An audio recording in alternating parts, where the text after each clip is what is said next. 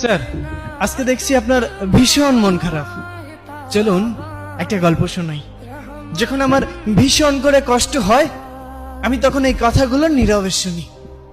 ধরুন আপনার খুব অসুস্থ মনে হচ্ছে, কেমন জানি শূন্য শূন্য লাগছে, ক্লান্তি লাগছে। তখন আপনি একজন ডক্টরের শরণাপন্ন হইলেন। ডক্টর আপনাকে অনেকগুলো রিপোর্ট দিল। আপনি পরীক্ষাগুলো করে রিপোর্টগুলো ডক্টরের হাতে তুলে দিলেন।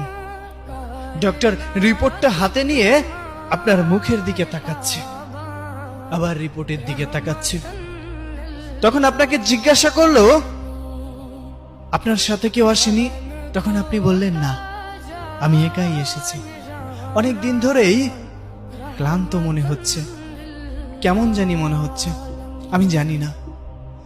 তখন ডক্টর অনেকটা মলিন মুখে বললেন, হয়তো আপনাকে এই কথাটা বলা উচিত হবে না, কিন্তু তারপরও যেহেতু আপনার সাথে কেউ নেই, আপনাকেই বলতে চাই, আপনি আর 2 মাস বাঁচবেন।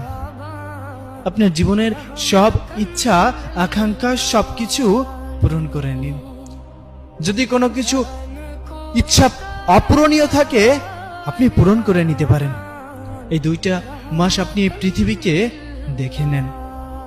আপনার যে রোগ ধরা পড়েছে, আমি সে রোগের নাম নিতে চাচ্ছি না, তবে ভেঙে পড়বেন না। মানুষ মাত্রই মরণশীল, আজ না হোক কাল ঠিকই চলে যেতে হবে। আপনাকে এজন্যই সতর্ক করে দিলাম, কারণ আমি এমন রোগী অনেক দেখেছি। ঠিক তখন আপনি স্তব্ধ হয়ে গিয়েছেন। আপনার এত ক্ষমতা, এত জোশ, এত টাকা, এত অর্থ সম্পদ কোথায় যাবে? কোথায় যাবে? যত বড়ই শক্তিশালী মানুষ হোক না কেন, মানুষ তো মরণশীল। আপনি রিপোর্টগুলো হাতে নিয়ে হসপিটাল থেকে বের হয়ে যাচ্ছেন। আপনার চোখে মুখে মলিন একটা ভাব। আপনি চারপাশটা খুব মনোমুগ্ধকর ভাবে তাকিয়ে আছেন, প্রকৃতি দেখছেন। কেমন জানি আপনার এই প্রকৃতি ছেড়ে যেতে মন চাচ্ছে না। আপনার ভীষণ কষ্ট হচ্ছে, দম বন্ধ হয়ে যাচ্ছে। আপনি বাসায় গেলেন। বাসায় যেতে অনেক দেরি হয়ে গেল।